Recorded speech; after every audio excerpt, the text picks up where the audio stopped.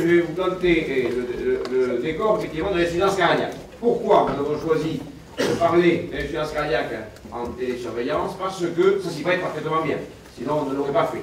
L'insuffisance cardiaque, c'est la seule pathologie cardiovasculaire qui continue à augmenter dans sa prévalence, alors que la maladie coronarienne, par exemple, commence à diminuer grâce à la prévention sur les facteurs de risque d'athérosclérose.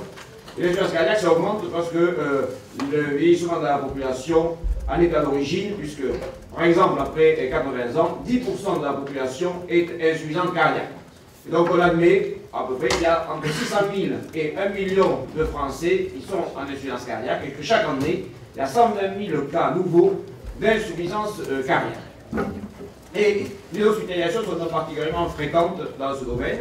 Et chaque fois qu'un patient est hospitalisé pour des compensations, eh bien, il a malheureusement 10% de risque de ne pas ressortir vivant de l'hôpital et donc de décéder, ce qui est plus grave que l'infarctus du myocarde. Donc c'est grave pour les patients, mais c'est grave également pour la société, puisque l'hospitalisation ça coûte cher.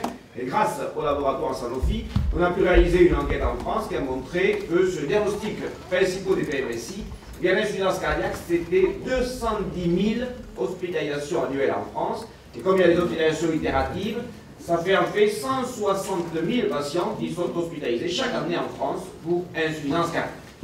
Et quand on est hospitalisé pour insuffisance cardiaque, on a beaucoup malheureusement de chances de revenir. C'est une maladie chronique. Et on estime à peu près que 27% des insuffisants cardiaques sont réhospitalisés au bout de 3 mois et que 50% seront hospitalisés au bout d'1 an.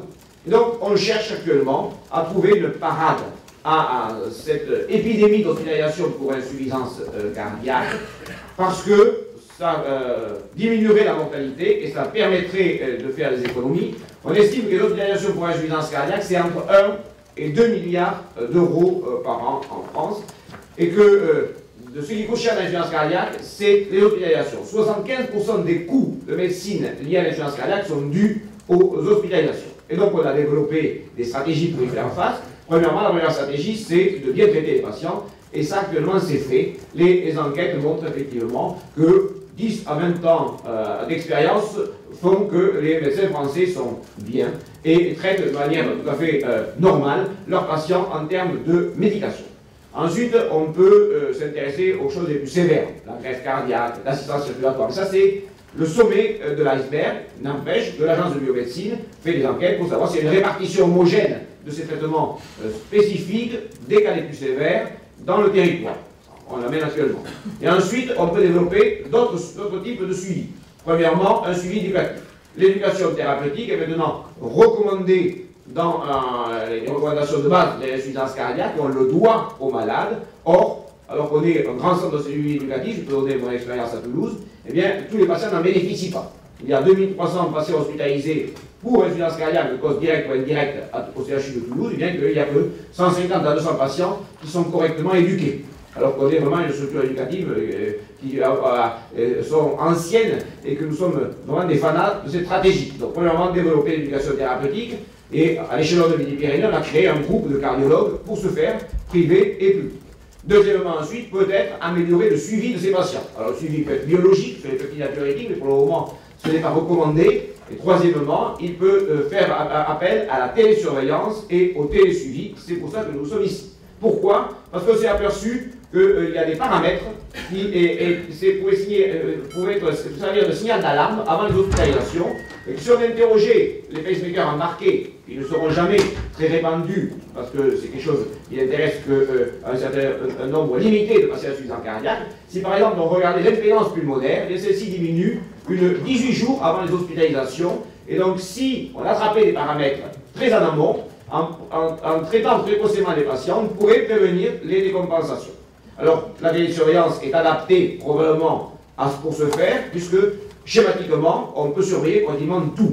On peut surveiller les symptômes, on peut surveiller des paramètres biologiques simples, comme le poids, la fréquence cardiaque, la pression artérielle. On peut étudier des choses plus complexes, la saturation en oxygène, la saturation des tissus pulmonaires, l'électrocardiogramme, les paramètres issus de l'électrocardiogramme comme la variabilité. Tout est possible maintenant techniquement. Et ensuite, on transmet ces données à une centrale Et cette centrale, car par d'algorithmes intelligents, l'intelligence artificielle va rentrer en jeu, va déterminer des alarmes qui seront vérifiées par un personnel infirmier adapté et transmis soit à un médecin de la centrale, soit au médecin référent du patient, médecin généraliste, cardiologue, à eux de prendre en charge à ce moment-là leurs patients très en amont pour prévenir les décompensations. Alors il y a deux types d'expériences qui sont réalisées actuellement dans le monde. Le télésuivi et la télésurveillance sont des paramètres communs. Les paramètres surveillés sont les mêmes globalement dans les expériences actuelles. C'est le poids, la fréquence cardiaque auquel on peut adjoindre en fonction des expériences, la pression sanguine artérielle, la saturation, les symptômes. Souvent il y a des réponses oui, non, est-ce que vous êtes plus essoufflé, est-ce que vous êtes plus avec plus d'œdème.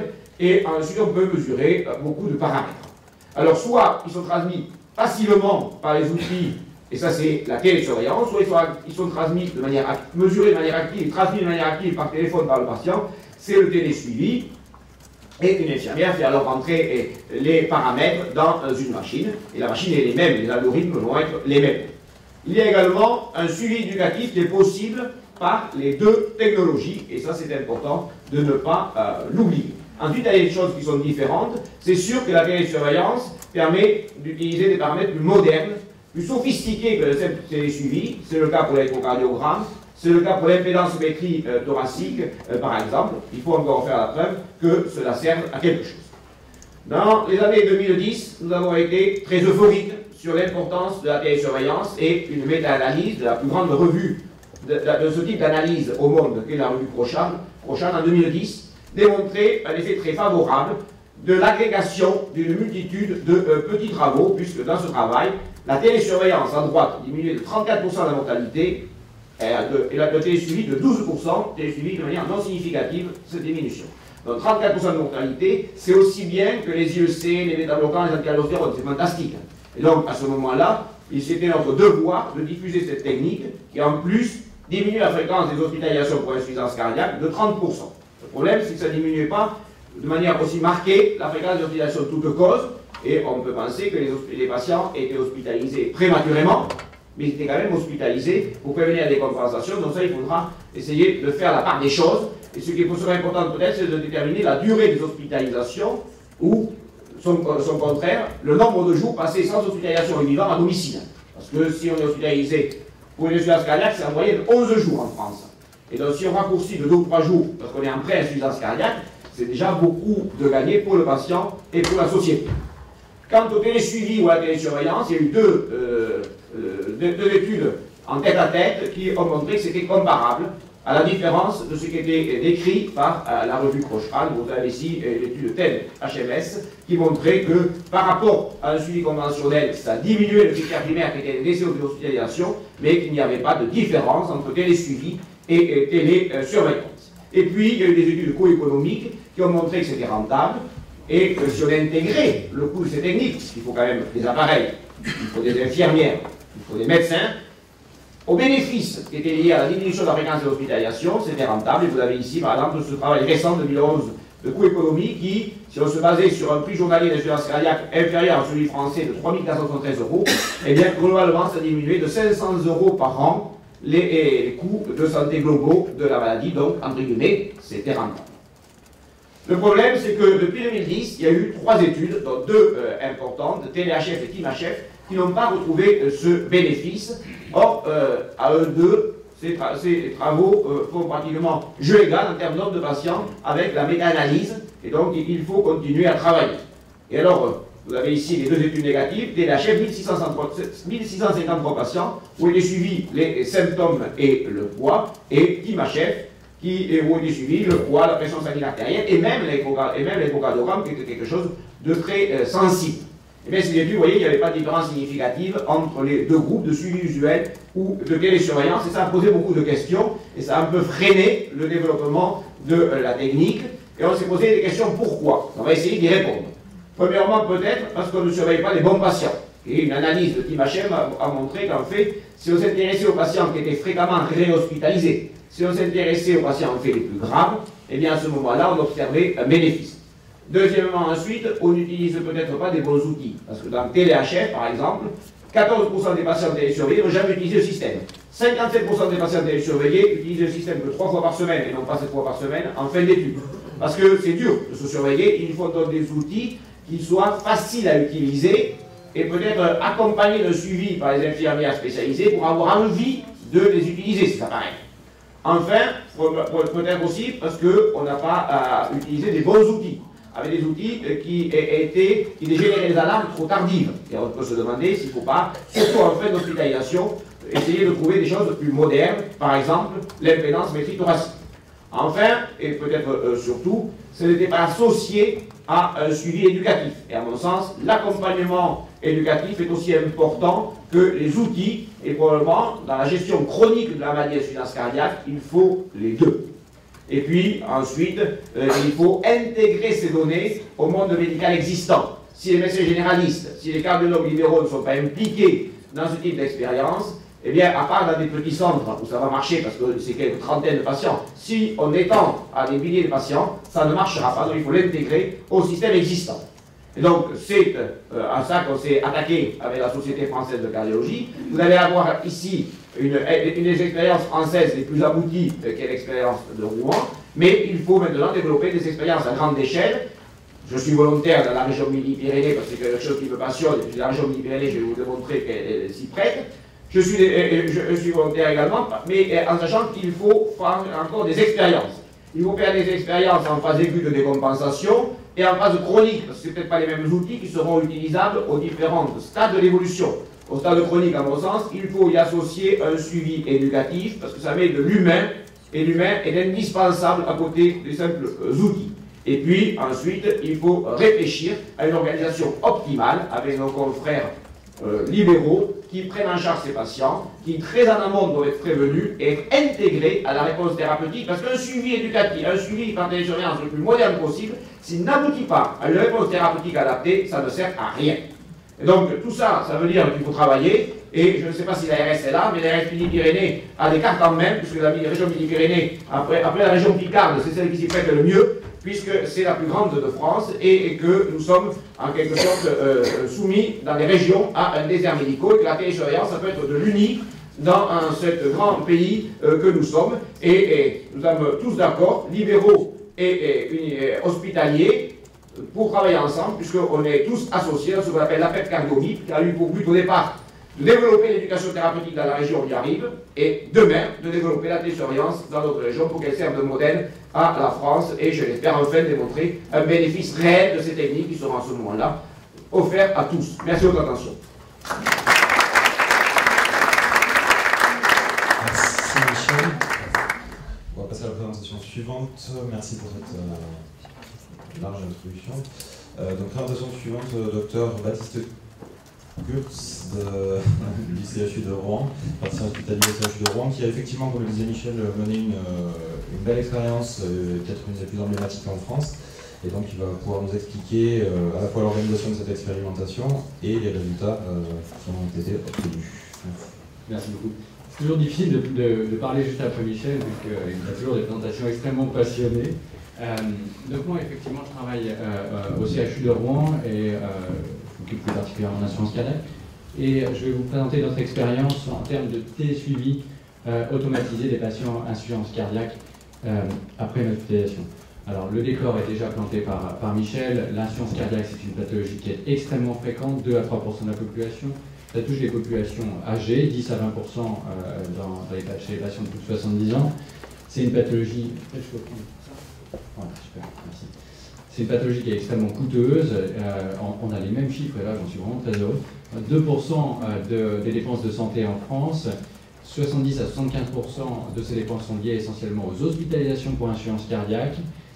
Et c'est une maladie chronique avec des réhospitalisations fréquentes. Un patient qui est hospitalisé une première fois pour insuffisance cardiaque a 40% de chance de malchance d'être réhospitalisé ou décédé dans l'année qui suit.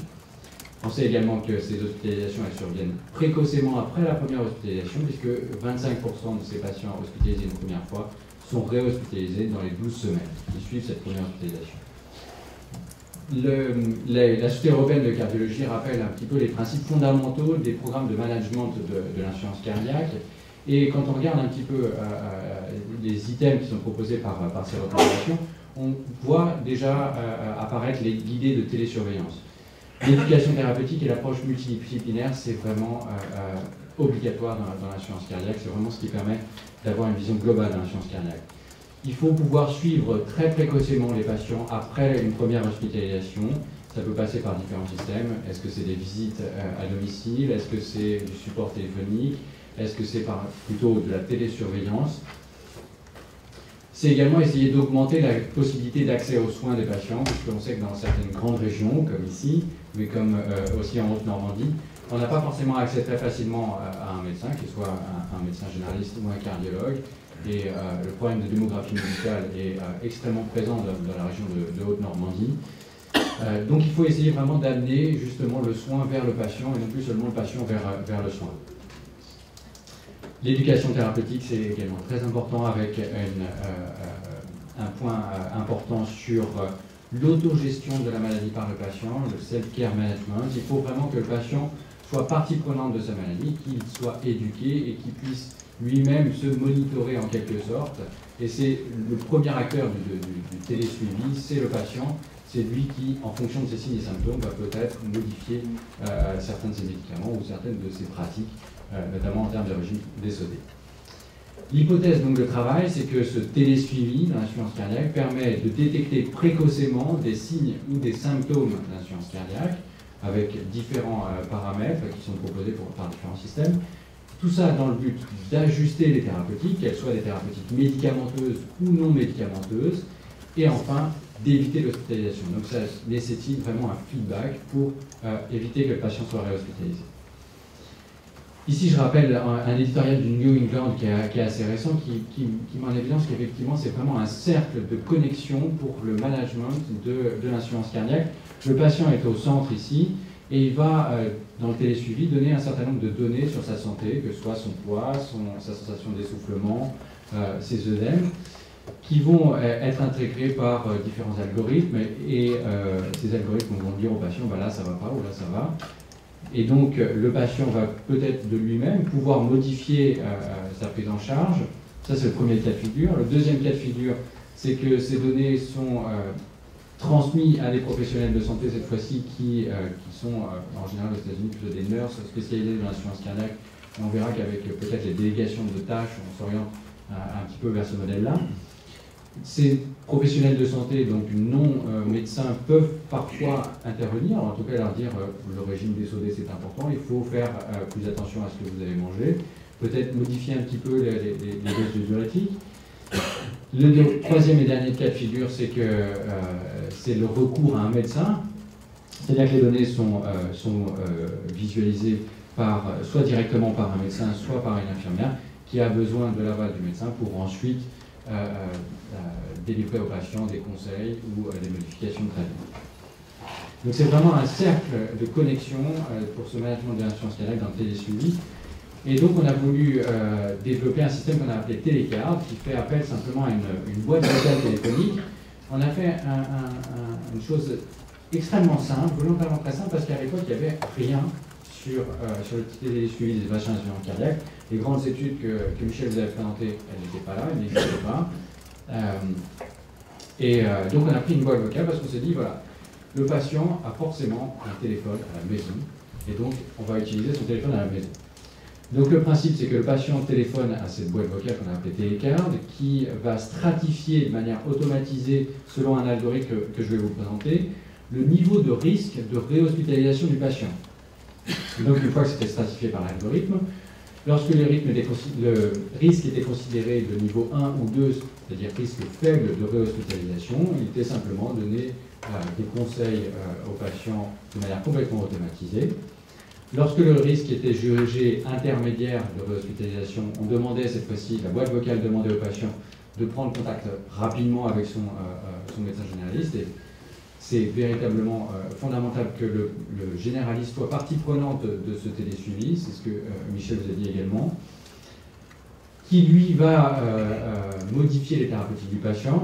Et le troisième niveau, qui est le niveau 4, où là le risque est vraiment très élevé de réhospitalisation, voire parfois le risque est tellement, il est présent et on est obligé de réhospitaliser le patient. Dans ces cas-là, l'appel était transféré de manière complètement automatisée vers l'équipe d'insuffisance cardiaque du CHU de Rouen. Donc qui est composé d'infirmières et de médecins vraiment dédiés à l'insuffisance cardiaque, avec des infirmières formées à l'insuffisance cardiaque.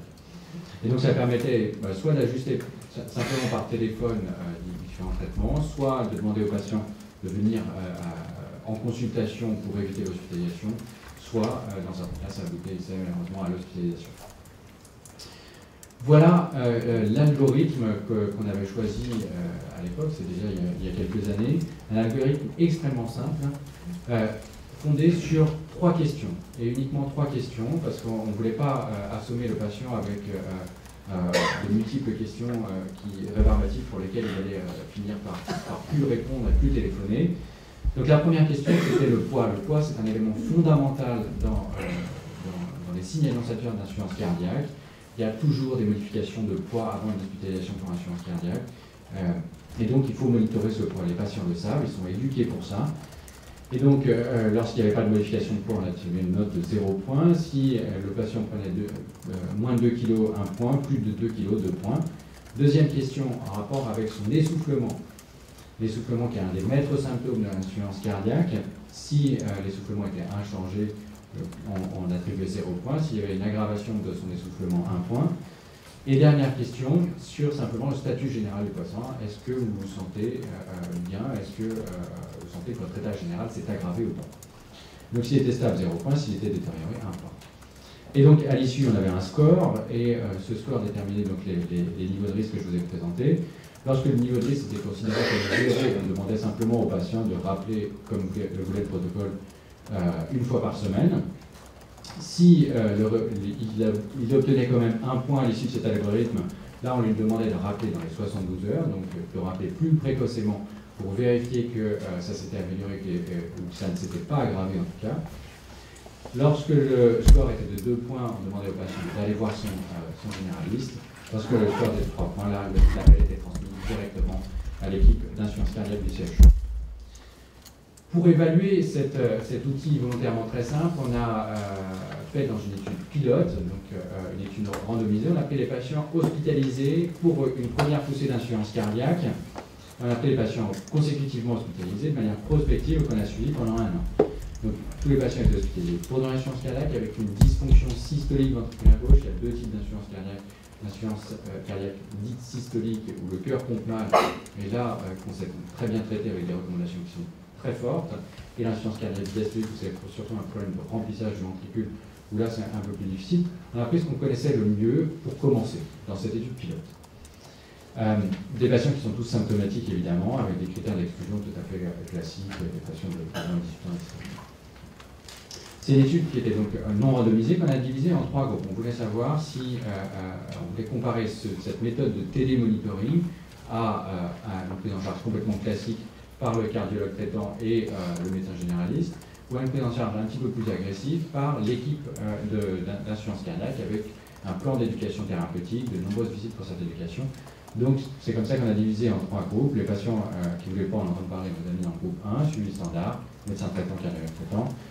Ceux qui n'avaient pas de cardiologue qui étaient d'accord, mais qui n'avaient soit pas de téléphone, soit pas de balance, et malheureusement ça existe, étaient inclus dans le groupe suivi par l'équipe d'insuffisance cardiaque du CHU, le 3e groupe suivi par le télémonitoring. Quelles interventions on a fait dans ces 3 groupes? Le premier groupe qui est le traitement standard, qui est fait vraiment chez la majeure partie des patients, c'est qu'ils ont un traitement spécifique à la sortie de l'hôpital, qui est un traitement dédié d'insuffisance cardiaque, optimisé selon les recommandations, et puis ils sont suivis par leur médecin traitant, par leur cardiologue traitant, et on ne les revoit plus dans le cadre de l'hôpital de jour d'insuffisance cardiaque. Deuxième groupe, là, c'était vraiment une approche multidisciplinaire avec des diététiciennes, des infirmières d'insuffisance cardiaque, un cardiologue dédié à l'insuffisance cardiaque, avec une optimisation des thérapeutiques de l'insuffisance cardiaque, une éducation sur à la fois le traitement, mais le régime diététique sans sel, les effets secondaires des différents traitements. On apprenait aux patients à monitorer aussi lui-même ses symptômes et à connaître les signes d'alerte de l'insuffisance cardiaque. Et on lui demandait également de pratiquer une activité physique régulière. Et donc ces patients-là avaient 5 à 6 visites durant l'année, visites ambulatoires pour cette éducation thérapeutique. Le troisième groupe, qui était le groupe de télésuivi,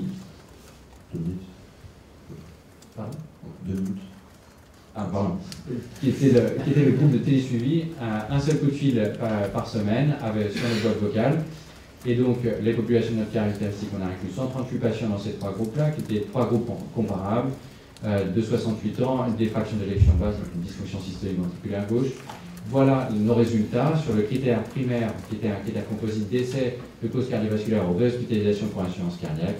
On a un bénéfice franc dans les deux groupes suivis par l'équipe d'insuffisance cardiaque et suivi par le télémonitoring avec 25% et 22% de réhospitalisation et d'essai contre 44 dans le suivi standard. Cette amélioration, cet effet est surtout vu sur les réhospitalisations pour insuffisance cardiaque, avec une diminution statistiquement significative des réhospitalisations, et donc un délai jusqu'au premier événement d'essai ou hospitalisation, qui est plus long dans ce deux groupes, là 188 jours, 198 jours, contre 95 jours dans le suivi standard. Voilà notre courbe de Kaplan-Meier. Donc vous avez le critère composite d'essai ou hospitalisation pour insuffisance cardiaque, le follow-up en jours. On a notre groupe de télésuivi qui est ici en trait plein, le groupe suivi par l'équipe d'insuffisance cardiaque et le groupe qui était suivi de manière standard par le généraliste et le médecin traitant. Et donc on a un effet bénéfique de notre système de télésuivi avec une réduction du risque de survenue de ce critère de 28% dans le groupe télécarde et de 32% dans le groupe suivi par l'équipe d'insuffisance cardiaque. Donc quelque chose qui marche. C'était une expérience très positive à la fois sur l'essai et surtout sur la réhospitalisation pour insuffisance cardiaque. Et puis on a également des retours positifs par les patients qui nous disent que c'était facile à utiliser, que c'était agréable à utiliser, ça c'est très important. Et c'est un système qui coûte très peu cher. On avait un coût par appel qui était de 0,08 € par appel. Et par contre, était à notre charge le coût de fonctionnement du système qui était de 189 € par mois, donc vraiment pas grand-chose. Ça nous permettait de gagner du temps, notamment de consultation. Et un des écueils, malheureusement, qu'on a eu, c'était des patients qui ne téléphonaient pas ou téléphonaient plus. Et donc, on a mis en place un peu tardivement un rappel automatisé des patients. En conclusion, notre système de suivi automatisé est une stratégie efficace pour diminuer les hospitalisations des patients insuffisants cardiaques. L'avantage de ce télésuivi est essentiellement vu sur les réhospitalisations, donc c'est à mon avis une bonne solution d'avenir pour éviter les réhospitalisations chez les patients insuffisants cardiaques. Le système nécessite d'être un petit peu perfectionné, on verra, il y a quelques petits écueils qu'on est en train d'améliorer. On travaille activement, notamment avec l'ARS de Haute-Normandie, pour mettre en place ça à plus large échelle dans notre région. Voilà, je vous remercie de votre attention. Merci docteur pour cette brillante explication de l'expérimentation française. On va passer la parole à Alexander Molnar. Je peux lui poser. Je pose une question. Je veux bien comprendre quelque chose. Entre le groupe 2 et 3, le groupe 2 était très éduqué. Est-ce que le groupe 3 avait la même éducation thérapeutique? Non, le groupe 3 n'était pas inclus dans un programme d'éducation thérapeutique. Il a eu, au cours du suivi annuel, c'est vrai qu'on en profite quand ils viennent en consultation pour qu'ils soient vus également par l'infirmière d'insuffisance cardiaque. Donc ils avaient 2 séances d'éducation thérapeutique, mais ce n'était pas un plan d'éducation thérapeutique comme il y avait dans le groupe suivi par le phénomène. Merci. Gardez vos questions, on les prendra à la fin de la séance, excepté le président évidemment. Donc, le président, il faut s'en servir. Tout à fait, vous avez raison, Michel. If it's possible, I would like to stand up. First of all, I like to move, and second of all, I can't look, so... Donc Alexander va parler en anglais et présenter en anglais. Donc Alexander Molnar est le CEO, donc le dirigeant d'une société allemande basée à Munich qui s'appelle GPH, Gesellschaft für Patientrie. Et il est aussi médecin. Et il va vous présenter l'offre de la société GPH et puis l'étude qui a été menée en Allemagne sur ce sujet. Alexander? Thank you very much. I'm sorry that I cannot do it in French, but I will speak my best English very slowly, and I promise next time when I come back I will do it in French. So, I'm a physician by background, and actually my personal history is the history of somebody who was working in hospitals in a cardiology setting, seeing these patients, the heart failure patients, coming always back in. As a cardiologist, you felt it's mostly or very often unnecessary that they're coming back and that you could prevent a lot of them from coming back. Then I changed profession and I went into a consulting company, and then I consulted a lot of insurance companies, and when they were looking for the question, where do the biggest cost amount is coming from, we detected the same patients again. And this is why then when we kind of tried from different angles to manage these patients, to think that there must be a more patient-centric setting. And this is what we have developed in Germany, and which we are doing now for nearly 9 years. So next slide, please. I will quickly start with the question of healthcare systems. So I think in Europe we have basically two different healthcare settings. One is a text-based one, which we in Germany do not have, and you in France also do not have, and the other one is an insurance-based system. These are basically designed in a way that it is an income-related insurance premium, which people are paying. It is compulsory, so everybody has to do it. And generally, the payer is negotiating fees with the providers. The costs are managed by raising insurance premiums. And the question is, everybody is trying to avoid, obviously, to raise these insurance premiums. Now, thinking about a setting where you can decrease costs by just increasing quality is not so easy, right? I mean, generally everybody would connect increased health delivery with increased costs. And I think we have the luck in heart failure. What we can do is that we can, by adding an extra service and maybe an extra cost at first sight, that we can improve the health status of the persons and thus decreasing the cost of the system. So it is really a win-win situation, which cannot be done in all other diseases, which is my strong opinion. So you have to really look for diseases where this is possible. Next step, please. So our key customers are in Germany some of the largest payers. We have a system which was used to be regionalized, so we had state insurance companies. They are now private but non-for-profit. And we have contracts with in 5 of the German states. So basically we have close to 10 million lives under contract there. Next slide, please. The goals of what we're doing are we're set together with our clients, with our insurance companies. This is one, decrease complication rate and therefore decrease hospitalization rate. Second of all, decrease mortality. And third of all, increase quality of life. The main methods we were using were prevention, early intervention, supporting patient self-care, just similar to what we have seen before, and improving communications. This means improving the data flow between patients, physicians, and a service center which we set up. After a phase of maybe a year of studying in pilots what we should do, we got very sure that for the first part, the prevention, early intervention part, we need daily objective biometric data of the patients. We would not, if you are in a big scaled setting, we would not want to trust the self-reported data of the patients, because we looked on the difference of self-reporting versus objective data, and we saw a big difference. This is one. Second, that we got the opinion that we strongly have to segment the patients by risk, as we just saw it, and it's a risk of decompensation, by comorbidities, and by psychosocial criteria. Why that? Because we have to understand the individual abilities, teachability, if possible, everything with an objective score, not with the empathy of the nurse or the physician, but objectively kind of stating what segment the person is in. And then understanding how do we set the individual path for this patient. So you cannot bring somebody who is not willing or is not able to do self-care. You don't have to teach him because you're wasting your time. That doesn't mean that you will put somebody forever in a bucket and you can recheck the stratifications, but you have to know whether somebody is able to go with you into a self-care setting or whether it's somebody who's just monitored and controlled. Next slide, please.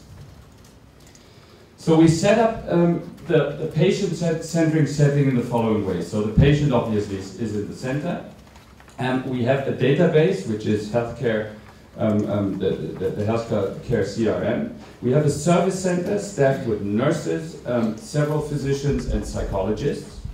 They hold contact with the patient. And what we found is that just after hospitalization, you can call them often, or if you have special situations, people generally would not allow you in the long term to call them more often than every 3 or 4 weeks. And this is already often. Many of them would not even allow you to call you once a month, because it's too much for them. It's okay at the beginning, but as we are in a chronic setting, we have to always go on and have to very individualize these contacts. The problem is, if you very individualize it and you get longer, do you still have enough information about the patient? And we solve it obviously in the way that we have the telemetric devices at home, which gives us daily biometric information about the patient. And so we feed an electronic patient data record by telemetric data, by information of physicians if they want to be part of the system, but we do not force them, it's not mandatory. So we have around 1,000 physicians in Germany who are part of the system, but out of our 60,000 patients, we have 10,000 where the physician is not an active part in feeding the electronic patient data record. And the nurses have protocols, individualized protocols, which they have to fill in each time they call up a patient. Next step. I've talked about this one, so the important thing is that it can be individualized, but you always have to get objective data about the patient, and each nurse is documenting the same stuff, that in the end you can work with the data you're collecting. Next slide. I talked about the psychosocial profile again here. I give you an example. So you have a beginning mental disease like dementia. You have to have methods how to understand objectively whether somebody has it, because you don't always have the ICD codes of the patients. So what we kind of developed is a method how to understand whether somebody can memorize something. But at the beginning of a call, you tell him something. At the end of the call, you want to have back this information. And you can do this 1-3 times, and after 3 times somebody cannot memorize nothing. He would be somebody who would be excluded from the self-management group. Next one. This is how the telemetric devices look like. So you have a weight scale which connects automatically with such a box. So the old people get a package at home when they start the program. They just have to unpackage it, plug it into the plug, and then the thing is working. It automatically connects with our platform. They just, and the thing is that we try to incorporate it in their daily life. So what they are taught is that in the morning after getting up, the first thing they do, they just use it. Without clothes, you step on the scale is connecting to this little box. This little box can speak, and we are asking 5 clinical questions. So not 2 or 3, but 5, which is shortness of breath, are your legs more swollen because they ingest fluid? Could you lay down? Or did you need an extra pillow, which is a typical symptom? Do you feel more dizzy than other days, and do you feel more fatigued than other days? And then we have algorithms which are calculating alarms. Out of this, we have interventions. We have basically 2 types of intervention. We have intervention of telemetric alarms. So whenever the system is detecting instability, the nurses get a task which means call up a patient. They will call up a patient, they will ask the person, how do you feel, what is really going on? Was it really you who were on the weight scale? Sometimes it's the husband, sometimes the lady takes her cat on the scale, so everything's possible. Is it really you, and how are you doing? And then what we're trying to do when we detect instability, which we track in the software as well, so every decision point has to be documented, we push them to see their physicians. We call up the physicians and we make the interaction possible physician-patient at this day, and we follow up the next day. And we do interventions after hospital stays. So after a patient was in the hospital, we close up with him for 2 or 3 weeks also. Next slide. These are the results. So these are the results from a smaller group. Now we have a very similar one with more than 5,000 patients. And what we see is, we see on the left side the total annual medical expenditures, and on the right side the annual all-cause hospitalization rates. And what we see is always the darker one is the core DIVA, the intervention group, and the lighter one is the control group. So after 1 year of program, we decreased the cost by 20%, and we could re-show the same effect basically in the second year. This is kind of showing us that we ongoingly can decrease the cost. And when we looked at the main driver, it was the hospital stays. When we redid the analysis with a bigger amount of patients, which is not published yet, we basically constantly showed the effect of year one, which is a reduction between 20 and 35% of hospitalizations per year. Next slide. Last one. So, and what is the outlook? The outlook is what we're trying to do. We're trying to be very individualized on the way how we treat the patient, but very standardized in the methods. And I think we have to get more and more individualized. So I think new technologies will take part for some segments of the patients. There are very interesting technologies like BNP, which can then be at home. We are thinking about rhythm control questions for diagnostic heart failures and others. So I think this is going to be the next step. Next slide, quickly. I will give you that one, next one.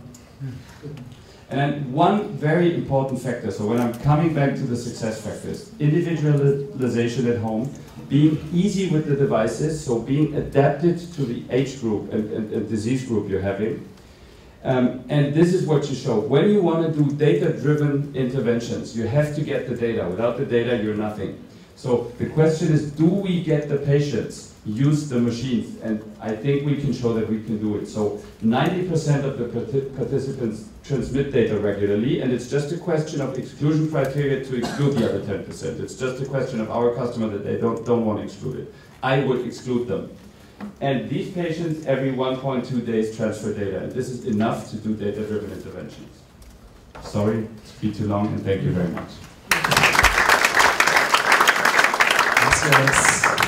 Merci pour cette explication. C'est intéressant de voir que donc en Allemagne ça tourne, ça marche en routine, ça existe.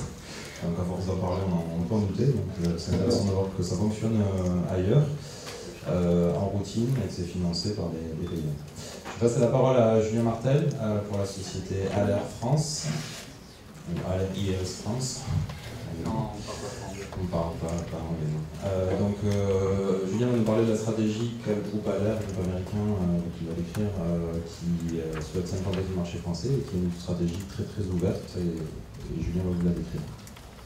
Très ouverte, vous allez pouvoir en juger vous-même et me dire ce que vous en pensez. Pendant que Julien essaye d'installer ma présentation qui n'était pas sur le bureau, comme ça je me permets de lui dire qu'il ne l'a pas fait, Alexander, en fait, de la société GPH, fait partie de notre société aussi. Donc ce que vous avez vu en Allemagne, c'est la société ALER aussi. On a des noms différents, puisque ALER veut dire prendre soin d'eux en latin, mais c'est difficile à traduire en allemand. Non. Nous, ce qu'on essaie de faire, je vais essayer de faire très vite parce qu'on a pris déjà beaucoup de temps et je pense que la partie la plus intéressante, ce sera celle avec les questions et les réponses. Je vais vous expliquer très rapidement qui est ALER, parce que je pense que pas personne de monde connaît le groupe ALER. Donc très rapidement, vous connaissez certainement ALER à travers un marqueur qui est bien connu par le grand public, qui s'appelle Clearblue, qui est normalement un marqueur de plutôt bonne nouvelle, qui est un marqueur de grossesse. On a lancé Clearblue il y a quelques années, il y a eu une joint venture avec Procter & Gamble. Procter distribue Clearblue, mais la fabrication derrière c'est ALER. ALER, c'est un groupe en fait qui a deux grands métiers, qui est donc un métier de diagnostic, donc de tests rapides qui sont sur plusieurs grands domaines, la cardiologie notamment. On parlait du BNP tout à l'heure, on est l'un des leaders mondiaux sur le BNP, c'est pour ça qu'Alex parlait dans le futur de peut-être potentiellement l'intégration du paramètre BNP sur le suivi des insuffisants cardiaques. On est donc sur la santé de la femme, notamment à travers Clearblue, sur tout ce qui est un tout petit peu cancérologie, sur tout ce qui est drogue, et également sur tout ce qui est suivi d'insuffisance rénale. Donc ça, c'est, on va dire, le métier historique d'ALER, et depuis une dizaine d'années, ALER s'est développé sur ce que nous, en France, on appelle e-santé. D'ailleurs, on a du mal à savoir quelle est la bonne terminologie. Aux US, ils appellent ça healthcare management. Donc c'est permettre au patient de se prendre en charge lui-même, soit par du self-management. Il y a le patient qui lui-même prend en charge sa propre santé, soit un petit peu plus par du disease management où on va l'accompagner un petit peu plus loin. Tout à l'heure, le Dr Kunz parlait d'infirmières aux États-Unis qui accompagnent le patient. C'est en effet un modèle qui est énormément développé aux États-Unis. Nous-mêmes, nous avons 4000 infirmières qui accompagnent les patients sur plusieurs pathologies, pas uniquement l'insuffisance cardiaque, on verra tout à l'heure. Hop. Parfait. La philosophie du groupe, j'irai très rapidement dessus, c'est de faire du patient-centric, centré patient. Alors, en termes de marketing, on en entend beaucoup parler. L'idée vraiment de départ de notre CEO, ça a été, c'est lui qui a créé le premier glucomètre. Donc on peut voir que, par exemple, dans le diabète, on y est déjà. C'est-à-dire permettre au patient de se monitorer lui-même et de comprendre sa pathologie et de pouvoir, grâce aux médecins, aux acteurs de santé qui vont être derrière, aux infirmières également, pouvoir aller plus loin dans sa prise en charge. Donc nous, c'est vraiment notre philosophie. Là, vous avez plusieurs appareils. En haut à droite, vous avez le BNP à domicile, un appareil qui s'appelle ARCHEC. Là, vous avez, on en a parlé tout à l'heure pendant l'introduction, non d'ailleurs pendant la table ronde sur la télépharmacie, vous avez un appareil qui s'appelle InRatio 2 pour les personnes qui sont sous AVK. Donc c'est vraiment permettre au patient d'avoir lui-même accès à ces données. Merci. C'est ce qu'a présenté un petit peu Alex. C'est l'idée du groupe sur ce que nous on appelle donc l'e-santé, le disease management. C'est permettre aux patients vraiment d'avoir un suivi personnalisé. Donc j'ai envie de dire, il y a trois grands piliers en fait. Il y a un pilier qui est technologique. C'est un outil intelligent qui va permettre de récupérer les données mais aussi de les analyser. Donc c'est une technologie qui peut être aussi bien ce qu'on appelle du soft, donc des logiciels intelligents comme du hard. Donc là tout à l'heure on parlait de balance, c'est vrai qu'on essaie de faire des choses assez simples dans un premier temps, mais par la suite on espère aller vers des technologies un petit peu plus poussées, si l'acceptabilité du patient est bonne bien sûr. Le deuxième pilier, c'est les médecins, les acteurs de santé, les infirmières, tous les acteurs de santé qui sont autour du patient, c'est de pouvoir donner accès aux données patients à ces personnes-là, donc ce qu'on appelle aux US le Continuum of Data, ce qui est pour moi une vraie problématique en France, mais on n'est pas le seul pays, je vous rassure. Et le troisième pilier, l'humain.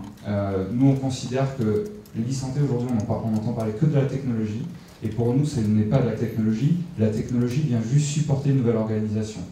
Et cette nouvelle organisation, elle doit passer par l'humain.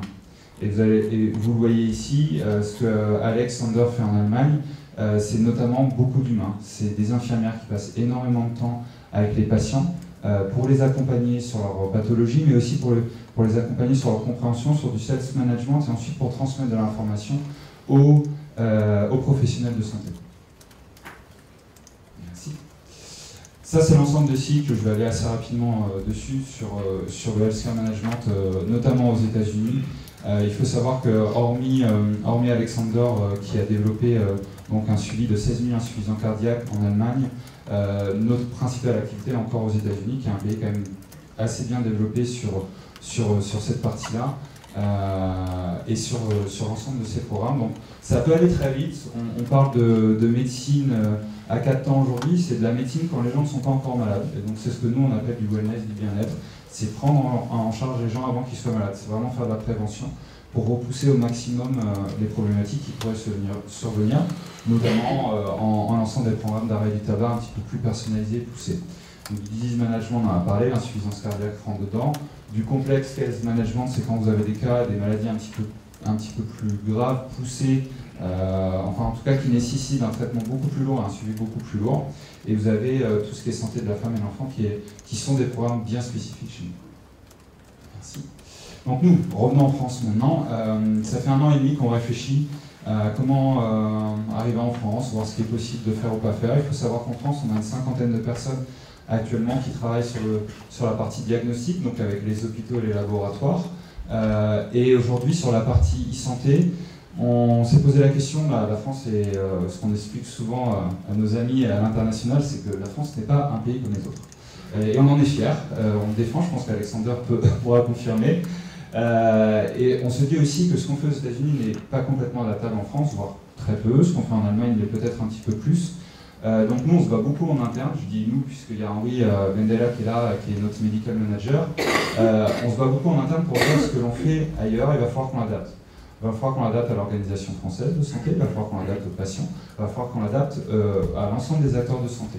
Donc pour nous, la première démarche, ça va être de bien comprendre ce qu'est la France, donc ça fait déjà 1 an, donc on pense avoir un petit peu compris. et l'adapter, c'est-à-dire essayer de ne pas arriver avec un produit fini, bien au contraire, essayer d'arriver en montant des partenariats et en faisant des pilotes franco-français. On a une expérience qui est forte à l'international, on souhaite bien sûr amener cette expérience-là, mais on souhaite l'adapter par rapport à ce que peut faire la France. Ce que l'on a cru comprendre, c'est qu'aujourd'hui on patine un tout petit peu, nous-mêmes encore aujourd'hui, sur ce que pourrait être le modèle. Donc la fois qu'on prouve en termes d'organisation ce que l'on peut faire, qu'est-ce qui est adaptable, en termes médicaux, est-ce qu'on a des vrais leviers d'action en faisant ce genre de choses, et surtout d'un point de vue économique aussi. Aujourd'hui les Échos ont publié que la sécurité sociale doit trouver 2 milliards d'ici septembre. C'est énorme. Malgré les annonces gouvernementales faites avant les élections, on est en train encore de réduire les budgets de santé et on demande encore de faire des efforts. Donc, on a une vraie problématique économique et il faut, à un moment donné, moi en tant que citoyen, j'ai envie qu'on agisse aussi à ce niveau-là. Donc voilà, apporter les preuves, on souhaite bien sûr faire du multipathologique à terme, mais aujourd'hui on ne peut pas faire du multipathologique, il va falloir d'abord qu'on prouve sur une pathologie. On a sélectionné l'insuffisance cardiaque, puisque c'est là aussi où on a une expérience assez forte en Allemagne. Et comme le disait le professeur Galini tout à l'heure, c'est aussi une pathologie où on peut prouver énormément sur ces trois aspects, organisationnel, médical et économique. Nous, on ne souhaite pas faire de médecine. C'est très important pour nous, on vient remplacer personne en réalité, quand vous regardez le schéma organisationnel français. On vient en plus. Alors c'est difficile à expliquer d'un point de vue d'un payeur, je ne sais pas s'il y a des payeurs qui sont dans la salle. On n'est pas un coût supplémentaire, c'est un investissement, c'est ce que disait Julien tout à l'heure en préambule de l'université. Il va falloir réfléchir à une nouvelle organisation, cette organisation a des impacts notamment économiques, donc il faut peut-être l'imaginer comme un investissement. Dans tous les cas, nous on vient remplacer personne, on vient donner une information complémentaire aux acteurs de santé. Donc on fait du suivi et de l'accompagnement à travers cette offre-là. Et le dernier point, mais c'est pas grave, j'ai déjà dit, c'était encore une fois, on n'est pas une solution technologique, on ne souhaite pas l'être, on est une solution humaine avant tout et organisationnelle. Voilà, juste quelques chiffres. Dans le monde, on suit 45 millions de personnes sur tous les programmes que vous avez vus tout à l'heure, donc c'est quand même une expérience qui me semble assez forte. Encore une fois, il faudra voir ce qui est possible de faire en France. En Allemagne, donc l'équipe d'Alex suit 16 000 insuffisants cardiaques, il y en a 45 000 qui sont suivis aux États-Unis. Ce qui a été prouvé en Allemagne et aux États-Unis, il faudra voir si c'est le cas également en France. Donc c'est pour ça qu'on souhaite monter des pilotes français avec des partenaires forts. Les bénéfices qui ont été prouvés sont sur l'amélioration de la qualité de vie, un retour sur investissement important, là c'est le point de vue économique.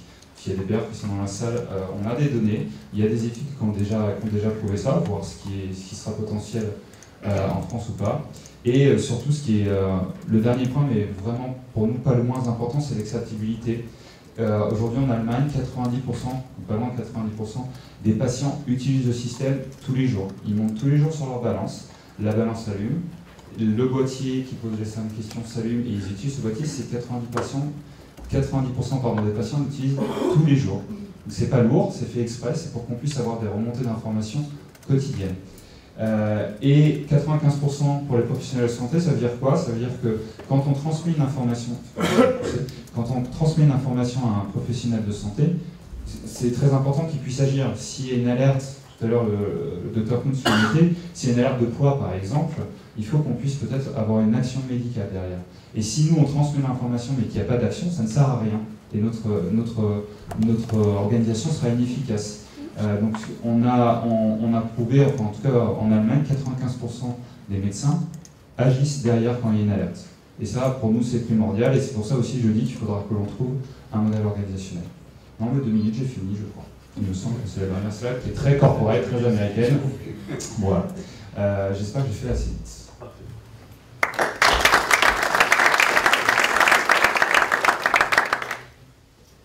Merci Julien. Donc effectivement intéressant de voir quelle est l'approche d'un groupe américain sur le sujet. On va passer à un groupe français, en tout cas qui était français, qui est très international évidemment, le groupe Sanofi, représenté aujourd'hui par Jean-Marc Bourré, qui est ici sur le domaine spécialiste du domaine de la cardiologie, qui a parlé concrètement de ce qu'un groupe tel que Sanofi, que tout le monde connaît, peut venir faire dans le monde de la e-santé. Bonjour à toutes et à tous. Effectivement, Sanofi, c'est une entreprise française qui est aujourd'hui un groupe international Et l'objectif de ma présentation, c'est de répondre à la question qu'un certain nombre d'entre vous doivent se poser. Qu'est-ce qu'une entreprise du médicament fait dans le monde de la e-santé? Eh bien, la raison en est simple, c'est que depuis 5 ans, donc, notre groupe a changé d'ADN, si je puis dire. Donc aujourd'hui, Sanofi, depuis 5 ans, c'est une entreprise qui assume le fait d'être un acteur de santé diversifié à travers une approche de prise en charge globale du patient, donc centrée sur le patient. Et à cet effet, donc, on explore donc, des voies de diversification dans les santé, puisque ce sont des solutions de santé. Ça, c'est un premier point important. L'idée générale étant bien entendu de proposer des solutions intégrées, intelligentes, pour permettre aux patients de mieux gérer sa maladie au quotidien et d'améliorer la prise en charge de ces maladies chroniques. Et bien entendu, sous surveillance médicale, car comme l'a dit mon confrère de chez ALER, nous ne sommes pas une entreprise qui a vocation à se substituer au corps médical et au corps paramédical. Et donc dans ce contexte, on explore des solutions qui vont du médicament aux solutions technologiques dans nos domaines d'expertise qui sont nos cœurs de métier. Vous voyez là, dans le diabète, l'oncologie, des vaccins bien entendu, et bien sûr, et ça touche le sujet âgé et en cardiologie. Alors un peu d'histoire pour ceux qui connaissent pas Sanofi, c'est une entreprise qui existe depuis 100 ans. C'est aujourd'hui en France 130 spécialités cardiovasculaires qui sont proposées aux patients, donc je ne citerai pas les noms de marques puisque je ne suis pas là pour faire la promotion. Mais quotidiennement, un médicament sur 4 délivré en officine dans le champ cardiovasculaire est un médicament de chez Sanofi. Et donc, bien entendu, ces médicaments sont prescrits et développés par notre recherche et développement et nos médecins. Peut-être quelque chose que vous ne savez pas aussi, c'est que chez Sanofi, la culture d'entreprise, c'est des médecins, des chercheurs, donc 40% des effectifs sont des médecins généralistes ou spécialistes, et nos chercheurs, bien entendu, investissent beaucoup pour chercher avant tout, c'est notre cœur de métier, essayer de trouver, donc il faut rester extrêmement humble. C'est pas la taille d'une entreprise qui fait son humilité, et nous essayons de rester extrêmement humbles, et peut-être améliorer donc, le quotidien du patient et permettre aux soignants de faire leur métier dans les meilleures conditions. Nos atouts pour pouvoir faire de la e-santé, c'est des atouts qui correspondent à notre ADN, à notre cœur de métier, les compétences scientifiques bien entendu, à travers notre développement clinique, notre capacité de développement clinique et de recherche médico-économique. Pas très loin d'ici, vous avez un énorme centre de recherche et développement donc, qui est basé à Toulouse. Chaque année, Sanofi investit près de 4,5 milliards d'euros d'investissement dans le développement de nouvelles solutions de santé, de médicaments et de nouvelles solutions technologiques. Et on développe ces approches à travers des relations extrêmement solides avec les experts du monde médical et paramédical, que ce soit les centres hospitaliers universitaires, les centres de santé, les centres de recherche publique et privés bien entendu, les autorités de santé et les payeurs, puisque nos solutions doivent bien sûr servir aux patients, mais répondre aux enjeux médico-économiques de la société dans laquelle nous vivons. Donc, Michel le disait tout à l'heure en introduction, il y a encore beaucoup de travail pour rendre opérationnelle la télécardiologie, la e-santé en général. Et Sanofi s'y emploie, donc il citait les exemples de l'étude Cochrane, je ne sais pas si on dit Cochrane ou Cochrane, dans le sud on dit Cochrane. C'est dans le sud. Dans le sud, d'accord. Donc il citait les exemples de l'analyse Cochrane sur la télécardiologie. Et donc Michel a parlé tout à l'heure de certaines expérimentations technologiques avec le CHU de Toulouse et pas mal d'experts scientifiques en France. Nous sommes en train de développer des solutions de santé dans la télécardiologie pour prendre en charge la science cardiaque avec le concours d'experts scientifiques comme Michel bien entendu. Nous sommes par nature extrêmement prudents et donc c'est la raison pour laquelle je ne vous présenterai pas cette solution aujourd'hui puisque le 12 juillet nous passerons en comité d'éthique pour présenter le protocole d'une étude que nous allons bientôt lancer en France à travers une expérience au CHU de Toulouse. Et par expérience, il y a différentes étapes à franchir des autorités de tutelle, le comité d'éthique, l'Agence nationale de sécurité du médicament, et toutes les autorités, CNIL, etc. Donc tant qu'on n'aura pas le feu vert des autorités, nous ne communiquerons pas sur les travaux en cours. C'est aussi une culture d'entreprise. Les solutions qu'on cherche à développer, elles doivent être globales, ce sont des solutions complètes de santé, et par nature, elles devront intégrer les technologies de l'information et de la communication, ça c'est une évidence. Et donc l'objectif c'est de faire des montages de produits sur mesure qui associe le médicament, le vaccin et les technologies de santé. Et l'objectif est bien sûr de faire des partenariats dans ces domaines, des partenariats industriels d'une part, ou des partenariats publics et privés. C'est aussi une de nos grandes compétences. Ça ressemble de beaucoup à ce qui se fait aux États-Unis. Aux États-Unis, les fondations de recherche privées et publiques ont l'habitude de collaborer de manière extrêmement transnationale, très transverse. Et c'est la culture qu'on essaye de mettre en place en France. On va travailler les établissements publics, les centres universitaires, les fondations de recherche et les industriels du secteur privé. Alors, quelques exemples concrets, là par contre je peux en parler puisque le développement est en cours, on a déjà publié quelques études sur le sujet. Donc par exemple dans le diabète, on a pas mal de drogues, d'insuline et de médicaments dans le diabète, comme le Lantus pour l'antidiabétique le plus connu. Et on a développé donc, des dispositifs médicaux justement qui permettent de monitorer la glycémie du patient. C'est le cas du lancement récent de BG-Star, qui est un lecteur glycémique intelligent. Intelligent au sens où il relève les constantes cliniques du patient pour donner l'information en instantané au patient, afin d'ajuster au mieux sa dose d'insuline à sa liste quotidiennement. Donc l'objectif c'est de diminuer les doses d'insuline, donc d'améliorer, on va dire, l'insulinothérapie fonctionnelle. Au final, il prend moins de médicaments, mais il prend mieux. La dose est plus ajustée à son profil glycémique, à son profil de diabète de type 2. On vient de lancer officiellement l'IBG-Star en France, donc, qui est un dispositif médical qui se plug sur un smartphone. Donc ça se plug sur un iPhone ou un appareil téléphonique qui utilise Android par exemple. Donc c'est un dispositif qui permet de poser une goutte de sang sur le dispositif médical en question. Dans le téléphone, il y a une application intelligente qui interprète les résultats et donne tout de suite l'information au patient pour ajuster au mieux sa dose d'insuline en complément des informations qui le concernent lui et personne d'autre, à savoir son comportement hygiénique éthylique, sa ration hebdomadaire de différents types d'aliments, sa quantité d'exercice physique et son état de santé. Et le logiciel lui calcule la dose d'insuline optimale à s'administrer. Donc on peut, tout à l'heure Michel Guény le disait, on peut mettre de l'intelligence dans les algorithmes au service du patient, ce qui mérite de longues années de développement, vous vous en doutez. Et puis on est en train de développer donc, une autre solution de télémédecine dans le diabète également, qui s'appelle Diabéo. On a publié donc, il y a un an une étude qui s'appelle Télédiab 1, qui, je ne vais pas m'étendre sur le sujet, mais ça ressemble un petit peu à l'étude qu'a présentée Baptiste Course, où on comparait un groupe suivi standard à un groupe suivi par Diabéo, qui utilisait une technologie de télémédecine. Et ça a pu démontrer donc, sur 600 patients une amélioration significative de la réduction du nombre d'éléments et d'améliorer le profil clinique du patient. Nos expertises dans les domaines des pathologies chroniques, on est présent dans plein de domaines thérapeutiques, bien entendu.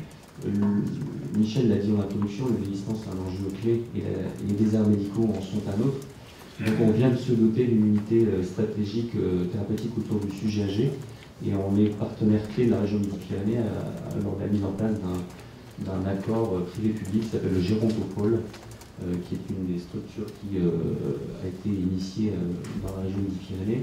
L'objectif, c'est de découvrir bien sûr des nouveaux médicaments, des patients âgés, des solutions d'éducation, mais aussi des solutions de suivi du patient âgé, pour prendre en charge la fragilité et prendre en charge les pathologies cardiovasculaires.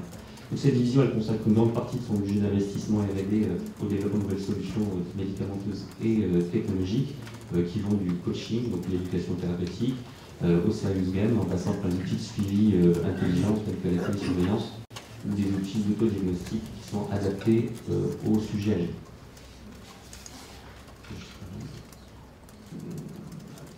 Nos enjeux, on l'a dit, la part de l'humain est importante. Ça, on n'oubliera jamais. Donc l'objectif pour nous, c'est que nos solutions de télémédecine respectent bien entendu le colloque singulier entre le soignant et le soigné. On n'a pas vocation à se substituer à cette relation importante dans la prise en charge du patient. Nos solutions doivent bien sûr bénéficier au patient, aider le médecin au quotidien dans la prise en charge de ce patient, lui faire gagner du temps, le rendre plus efficient dans sa pratique clinique, et puis surtout répondre aux enjeux médico-économiques. J'ai vu que dans la salle, il y avait des payeurs. L'objectif de nos solutions, c'est bien sûr de apporter une couche supplémentaire de services à force de la rajouter, tout en réduisant les dépenses de santé. C'est une équation difficile à tenir, mais elle est possible. Donc on y travaille ardemment et ça fait plus de 2 ans qu'on travaille avec Michel sur un projet dans l'insuffisance cardiaque, donc je ne pourrais malheureusement pas évoquer les détails. Donc pour ça, il faut que nos solutions s'intègrent dans le système de soins existant. Il ne faut pas venir bousculer l'organisation des soins, au contraire se fondre dans cette organisation pour l'optimiser et qu'elle soit plus efficiente. Il faut bien sûr, et ça c'est un enjeu majeur, faire la démonstration de bénéfices cliniques, puisqu'on pourrait évaluer l'impact de ces solutions sur la réduction de la mortalité ou de la mortalité, mais aussi faire la démonstration d'efficience économique pour le payeur et pour la société en général. Il faut aussi, avant tout, que ces solutions soient acceptées par les professionnels de santé et surtout par les patients. Donc il faut que ce soit simple. En anglais, on dit user-friendly, donc il faut que les solutions technologiques ne soient pas incompréhensibles pour l'usager. Et puis enfin, les principaux enjeux pour les directeurs des systèmes d'information de l'ARS, c'est que ces solutions soient interopérables avec les systèmes d'information en place. Il ne faut pas que ça vienne ajouter des couches supplémentaires à ce qui existe. Donc en résumé, il faut que ce soit simple, sûr et fiable, parce qu'on touche à la santé. Et je terminerai par quelques exemples qui illustrent notre engagement autour des initiatives dans le champ de la e-santé. On s'engage aussi en région, à travers la capacité qu'on a de dynamiser des projets de collaboration entre professionnels de santé, des institutions publiques et privées, autour de nos domaines d'expertise. Quelques exemples avec le projet Cardioverne dans l'assistance cardiaque, avec nos directeurs des affaires publiques qui soutiennent les montages de ce genre de projet. Le projet d'Euro, qui est un projet de pilulier intelligent pour favoriser et optimiser l'observance des traitements chez le sujet âgé et éviter que les patients se trompent de médicaments. Je précise juste à toute fin utile que les accidents iatrogéniques, les effets secondaires et les interactions médicamenteuses entre traitements pris par les patients âgés représentent presque 3 milliards d'euros de dépenses de santé par an et plus de 700 000 hospitalisations par an. C'est gigantesque et colossal également. Donc là, c'est un vrai enjeu aussi. D'autres exemples dans l'assurance cardiaque avec des soutiens à la région Poitou-Charentes. Le projet Viapsat qu'on mène en partenariat avec le Centre national d'études spatiales en région Midi-Pyrénées, toujours, donc région extrêmement innovante, sur le dépistage des maladies chroniques en zone de désertification médicale, comme par exemple le dépistage du diabète ou d'autres maladies chroniques. Donc c'est une infirmière qui se déplace dans les zones de désertification médicale avec un camion connecté via satellite pour faire les premiers dépistages symptomatiques des patients et télétransmettre les informations au centre expert dans les CHU pour mieux prendre en charge le patient. Puis enfin le projet Assistance cardiaque en région Midi-Pyrénées, où on est en train d'évaluer de nouvelles technologies de monitoring du patient assistant cardiaque, et Michel l'a évoqué, la technologie à laquelle on s'intéresse concerne l'impédensmétrie intrathoracique, et donc c'est en cours de développement. Merci. Merci Jean-Marc. Donc on va passer la parole à Jean-Louis Fraisse, le last de notre liste.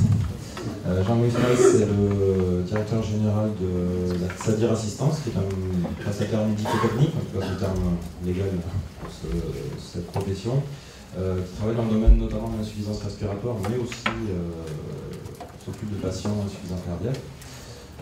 SADIR Assistance est une grosse PME, bien connue dans la région Midi-Pyrénées, et Jean-Louis Fraisse est également pharmacien de formation. Donc je te passe la parole. Merci Julien. Je vais essayer d'être bref puisque je passe le dernier. Non, je me doute. Je voulais d'abord juste vous camper un petit peu le contexte de notre métier. Donc, nous sommes des prestataires de santé à domicile, c'est-à-dire que nous mettons à disposition des patients quand ils reviennent à leur domicile des dispositifs médicaux de haute technologie. Merci. Des dispositifs médicaux de haute technologie. Dans l'insuffisance respiratoire, donc on les équipe avec des respirateurs, des choses de ce genre qui sont indispensables à leur vie, mais également dans la nutrition artificielle, qu'elle soit entérale, parentérale, ou des fins de vie comme la morphine ou d'autres pathologies compliquées. Donc nous sommes en effet une PME de Midi-Pyrénées, mais nous sommes en train de constituer un groupe national, et donc nous prenons en charge 8000 patients en Midi-Pyrénées, et nous allons bientôt prendre en charge à leur domicile 60 000 patients sur tout le territoire français. Nous sommes dotés d'une plateforme de télémédecine médicalisée qui s'appelle H2AD, médicalisée 24/24, qui est agréée et ASIP, et qui nous permet de faire remonter des informations et de redescendre des alertes, je vais vous expliquer. Nous sommes investis sur des projets de télémédecine depuis presque 10 ans maintenant. Alors évidemment avec des volumes de patients et de cohortes beaucoup plus modestes que ceux dont on a entendu parler tout à l'heure, parce qu'en France tout ça n'est pas financé, donc on fait ça sur nos fonds propres. Donc évidemment on a des cohortes qui vont de 200 patients, entre autres dans le coaching téléphonique, et d'autres qui vont autour de 100 patients. Et là je vais vous montrer 2 expériences qui sont à plus petite échelle. Merci. Alors là, on est en train de débuter une étude sur le télésuivi des patients qui sont atteints de pathologies pneumologiques et qui malheureusement aussi sont atteints d'insuffisance cardiaque, puisqu'on sait qu'aujourd'hui, beaucoup de patients sont atteints de multipathologies. Donc l'objectif de l'étude, ça va être de prévenir la décompensation cardiaque ou respiratoire, et ça va être de diminuer les consultations et les hospitalisations d'urgence. Vous imaginez bien qu'ils sont synonymes de coûts, et donc ça permettrait de réduire les coûts de santé. Donc les acteurs, c'est le CHU de Toulouse avec le service de pneumologie et d'allergologie du professeur Olivier, l'hôpital de Rangel avec le service de cardiologie du professeur Galinier, le centre e-santé de Toulouse, la plateforme H2AD sans laquelle nous ne ferions rien, et nous, bien sûr, les autres prestataires de santé à domicile. Donc le principe, c'est quoi? C'est qu'on dépose au domicile du patient un système qui est télécommunicant qui s'appelle le Twitou, dans lequel on a une carte téléphonique qui permet de faire remonter, non pas de la voix, mais des informations, c'est-à-dire des data. Et à ce Twitou, on peut connecter un certain nombre de devices qui sont tous Bluetooth, donc c'est-à-dire des balances, des spiromètres.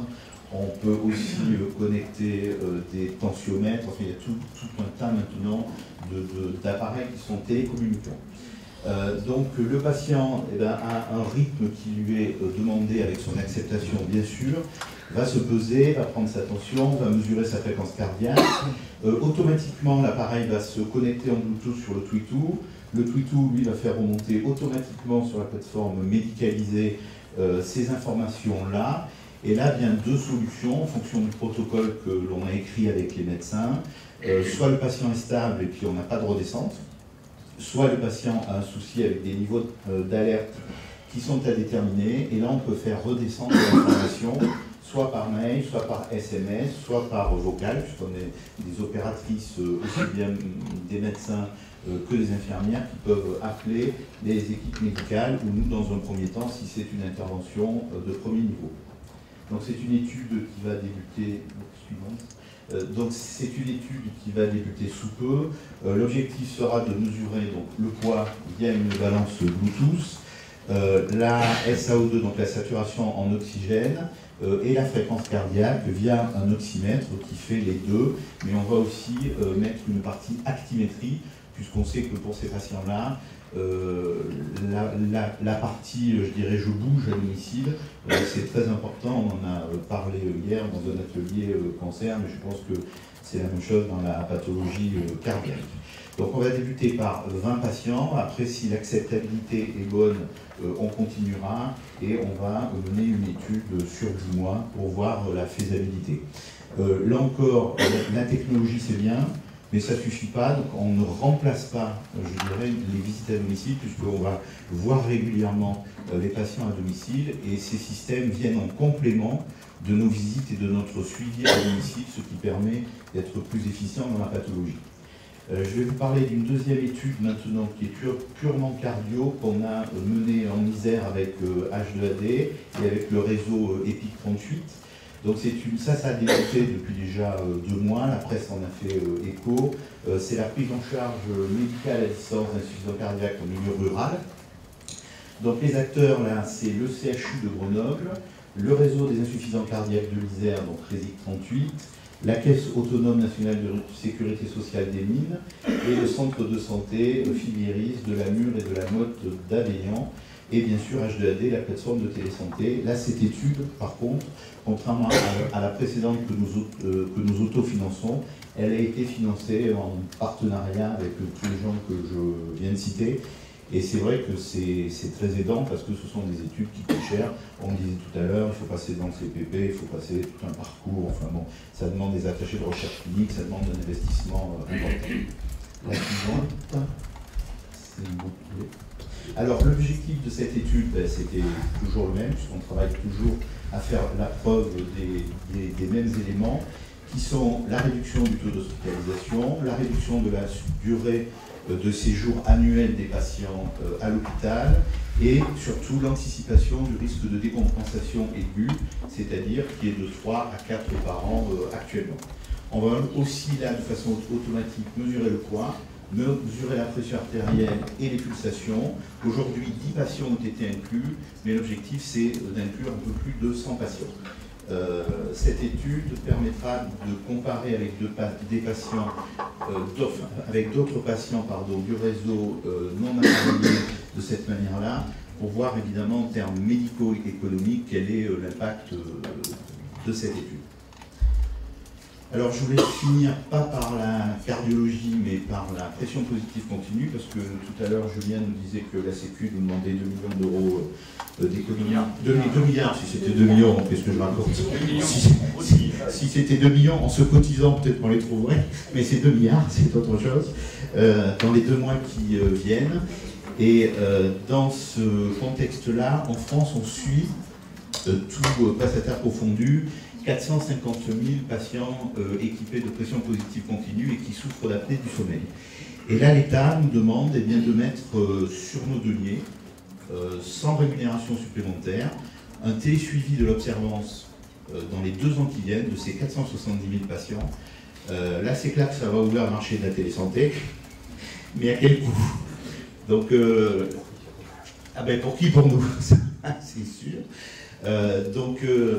Bon, c'est clair que ça va être une bonne chose parce que ces patients-là, quand ils sont stabilisés, on les voit 3 ou 4 fois par an. Que c'est un traitement compliqué parce que les gens sont appareillés avec un masque et puis une machine qui leur envoie de l'air dans le nez pour qu'ils respirent plus facilement.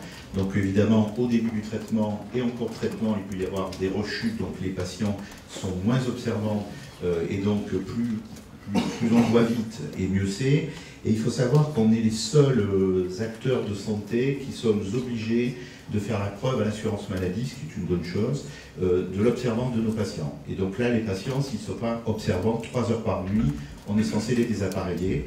Donc là, c'est une étude à une très très très grande échelle en France, qui, je le dis, va sûrement faire progresser le marché de la télésanté, c'est clair, qui va faire j'espère, des économies à la sécurité sociale. Ce ne sera pas les 2 milliards, ça c'est clair. Mais en tout cas, ça va nous demander, je dirais, des adaptations de nos structures qui vont être considérables parce que en termes financiers, ça a des impacts très importants. Je vous remercie. Merci Jean-Louis. Effectivement, on voit des modifications d'organisation dans les soins et des modifications d'organisation dans les entreprises aussi. Donc on a le temps pour prendre quelques questions. Oui. Oui, bonjour, Aurane Piccinini à Méris, donc du côté industriel. Ma question est pour M. Baptiste-Kurt sur le financement en fait, du pilote. Vous l'avez peut-être dit, mais je n'ai pas entendu. Qui a financé le financement du projet a été fait en fait avec l'aide de l'industrie pharmaceutique, via une donation à une association de prise en charge de l'insuffisance cardiaque. D'accord, donc c'est... Merci. I have a question for Dr.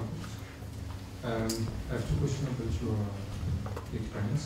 When did you enroll your first patient? And now that you have 8,000 patients, how many people are involved in the follow-up of your patients? So, you mean which year we enrolled the first patient in our system? So how long is the Alex, longest? you can call. Sorry. Talking. So if I stand the question right, you're asking me what was the first date of enrollment? Yeah. So the longest patients are now in their 6th year in the program. So we have patients which have 6 years in the program, but it's not so many because we started in smaller pilots with around 500 to 600 patients. And you have people who are stepping out of the system. Not everybody is staying in the system forever. And you have people dying, obviously, as well, even in our group. So the program is meant to be a lifelong program. So it is a program for chronically ill people where we know that the average survival rate is 5 to 7 years without treatment. And our experience now is that we have, I think it should be around 300 patients who are in there longer than 4 years in the program. Does that answer the question? And when did you start the program? Which year? Yes, when did you start? Like the bigger scale program we started in 2006. So this is when we started ramping up bigger and the pilots were over. And how many people are involved in the process? Now, in the telemetric heart failure program, we have experience with 18,000 altogether, and we have 12,000 people active right now.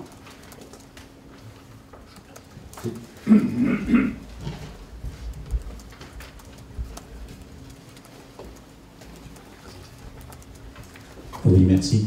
Je ne suis pas du tout dans le domaine de la santé, je suis un simple citoyen qui est une association de promotion de l'Internet très haut débit en milieu rural. Or, je pense que la santé est un domaine justement par lequel on pourrait faire entrer les technologies en milieu rural. Alors, le monsieur de Sanofi, excusez-moi, docteur, je ne me rappelle pas votre nom, vous avez dit que parmi vos critères pour vos solutions de télémédecine, s'intégrer dans l'organisation actuelle de santé, ce que je comprends parfaitement. Alors ma question est toute simple, est-ce que vous réfléchissez également à des outils qui inciteraient à modifier cette organisation, puisqu'on entend dire depuis hier justement qu'il faudrait repenser l'organisation de santé en France. Donc est-ce que dans les recherches, c'est une question un peu compliquée, mais qui pourrait inciter les institutionnels à repenser justement cette organisation du système de santé. Merci. Alors, j'ai dit effectivement que l'enjeu pour nous c'était de se mouvoir dans l'organisation des soins, et clairement l'organisation des soins est sous la tutelle et la responsabilité des agences régionales de santé. Donc on n'a pas vocation à penser ou à repenser l'organisation des soins, ça c'est la responsabilité de l'ARS. Et ça se fait en général, j'imagine, autour d'un colloque entre les professionnels de santé qui sont représentés à travers les URPS, donc les unions régionales de professionnels de santé, et les décideurs au sein de l'ARS. Ceci étant dit, on est amené à être parfois consulté pour pouvoir aider les professionnels de santé à travers les URPS et l'ARS à trouver les moyens d'améliorer l'efficience de cette organisation. Mais c'est encore une fois pas la responsabilité de l'industrie de le faire. Si nos moyens et nos outils permettent de l'améliorer, c'est tant mieux. Mais on ne développera pas des solutions qui viennent contredire une organisation en place ou contredire une organisation qui a été pensée, réfléchie par une autorité de tutelle, en l'occurrence l'ARS. Une dernière question en conclusion de la présidente de séance. Amir Ajam de l'Université de Belfort-Montbéliard. Une question au docteur Kurtz. Concernant votre étude, le poids est un paramètre important et une variation du poids peut-être critique pour un insuffisant cardiaque. Pour un insuffisant rénal, entre deux dialyses, cette prise du poids n'est pas critique. Qu'en est-il par rapport à votre étude et à la prise en compte des polypathologiques? Dans notre étude, on n'avait pas d'insuffisance cardiaque, insuffisance rénale dialysée. C'est beaucoup plus difficile, effectivement, quand on s'intéresse à des populations d'insuffisance rénale en dialyse. Il y a des variations du poids qui ne sont pas forcément liées, effectivement, à l'insuffisance cardiaque seulement. Les modifications de poids sont vraiment sur les prémices de l'apparition d'une insuffisance cardiaque. J'ai l'impression qu'il n'est pas en dialyse. Ça, c'est très clair. Toutes les études le montrent, et c'est pour ça que c'est un paramètre qu'on retrouvera dans tous les systèmes de télésuivi des patients insuffisants cardiaques. Pour l'insuffisance cardiaque, May I say something to that? Because we we have a strong opinion. We have a strong opinion about it. Whenever somebody is in a terminal renal failure, dialysis, this is an absolute exclusion criteria because he's weight managed, obviously, and he sees a health professional, mainly a nephrologist, 2 to 3 times a week. So he doesn't need what we're doing. If you have a non-terminal renal failure, it's different. Then you can keep them in the program. The problem is more psychological, that you exclude people who get sicker, which is not nice. So it's a question of how do you want to technically handle these patients, more psychosocially than from a medical point of view, I think. And in the next step, I would be very happy if we could measure at home the biometric markers of renal function, and then we could dose in the future the ACE inhibitors and the diuretics depending on the renal function, then we could preserve renal function maybe for years longer.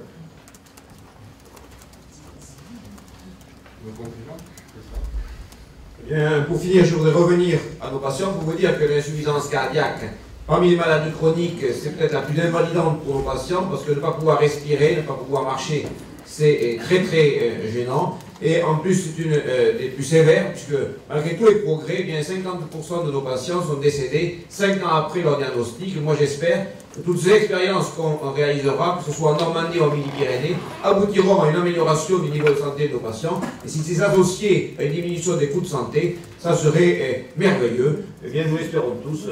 On va voir si c'est le cas en France dans les prochains mois et dans les prochaines années grâce à ces expériences. Merci de les mener à bien et merci de nous aider tous.